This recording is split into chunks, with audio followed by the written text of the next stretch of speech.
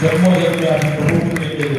खरंच आपण खूप पुण्यवान आहातच, कारण आपण संगीताच्या प्रवासामध्ये वावरत आहात. यानंतर एक असं गीत आपल्या समोर सादर होत आहे. खरं तर वरच्या पायरीवर बसून आशीर्वाद